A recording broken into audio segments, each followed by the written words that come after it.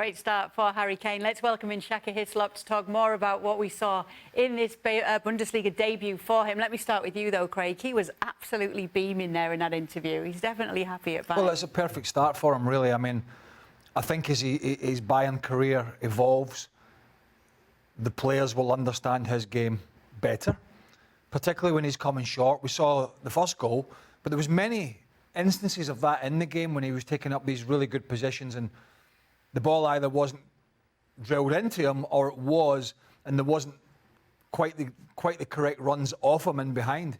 Because he does create that space, and defenders are going to have to get used to his movement. He's not a traditional number 9. Yeah, he scores goals like a traditional number 9, but he takes up so many other positions. I think all the key strikers these days do. If you looked at what Benzema did for a long time at Real Madrid, I mean, he would pull onto the wide positions and drop deep, and then he'd be in behind. And I think for Harry Kane, getting that assist after 3 or 4 minutes, then getting his goal, it was tough in the first half because Bremen was so deep and Bayern was so dominant. But then as the game opened out in the second half, as Bremen did push, and the two strikers, particularly Füllkrug, was a handful, that just opened out a little bit. But I thought he looked super comfortable, even going back on the odd occasion to pick the ball up almost in the full-back position and then whip it out the other side to start an attack off. So, yeah, will Harry Kane get better at Bayern? Absolutely, but I thought it was, bearing in mind it was a debut in a new country, at a stadium he's probably never played at before, against players he's probably never played against.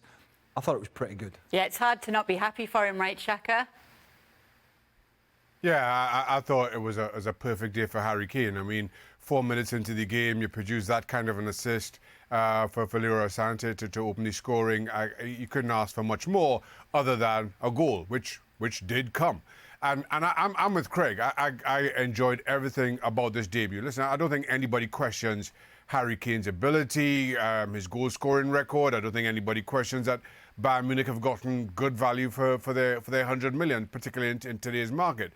But it is going to a new league. It is a different expectation and getting to know teammates. And with that kind of price tag comes pressure. So to have that 4 minutes in, to have that assist 4 minutes in, to get that goal later on, I thought it summed up a perfect day. But as the game went on, the more I looked at Harry Kane and his role in this Bayern team, the more I couldn't help but contrast that with Lewandowski, whose shoes he's, albeit 12 months later, he's come in to fill. How different a player he is. And he spoke about that in his post-game press conference and how much he liked to drop deep and link up play. And then when you've got the likes of Coman one side, Leroy Sané the other, running by you, I think it's a match really made in heaven for Harry Kane's style of play and the amount of running you get in support from this Bayern team. Those two players Shaka mentioned, even in a 4-0 victory, really could be doing with, as the season goes on, tidying their game up. And I mean Sané and Coman. I know Sané got 2 goals. But actually Bayern were a little wasteful in the first half, and that kept Werder Bremen in the game. I mean, Musiala did some great stuff, as you would expect, in terms of turning away from defenders. Some of his final balls weren't great. But I thought if Sané and Coman in particular really got in tune with Harry Kane, this game would have been probably 2 or 3 at half-time. So I think, albeit 4-0 away from home after a 3-0 defeat to Leipzig in the Cup, is a really, really good result. It was still a little rough around the edges, which is to be expected. Not so much from Harry Kane, but from guys that have been there quite some time. But the one thing I did like was that I think it's pretty clear that Thomas Tuchel's not going to try and change Harry Kane. He's not going to say to him, look, just listen, I got guys to play in there. You just stay up there. You worry about getting it wide, crosses, hitting the target. It looks that Tuchel's going to say, do you know what? I'm going to take the best of him from Tottenham, from England.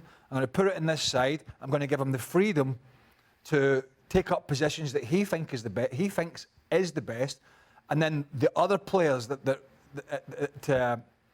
Robbo mentioned in the question, the other players that are so pacey around him really have to figure out their game and their runs off a striker's movement. When you're the best defender in Italy, or voted the best defender in Italy, that's a heck of an achievement, because we know how the Italians in particular pride themselves and have done. And he signed, you could argue, about Mbappe is he a real striker? Erling Haaland, he's signed one of the most experienced and hottest properties at the other end of the field in world football. So the sandwich in the middle has to operate, because I think one surprise was possibly that it wasn't Kim and De Ligt, it was Upamecano. That may change. The Pavard situation is ongoing. But in terms of strengthening the defence, and obviously Manuel Neuer's not back yet either, and Jan Sommer's gone to Inter. But they've strengthened the defence, they've strengthened the front line, it's a record transfer. He's licking his chops there, Thomas Tuchel, but there's a lot of work to do. And it is going to, and we've talked about it, it's going to put more pressure on him.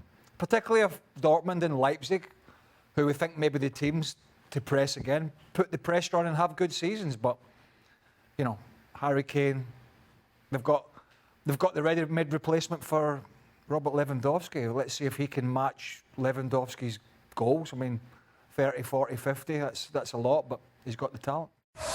Well, thank you very much for watching ESPN on YouTube. For more sports highlights and analysis, be sure to download the ESPN app. And for live streaming, premium content, and let's not forget as well, ESPN FC 7 days a week. Subscribe to ESPN Plus.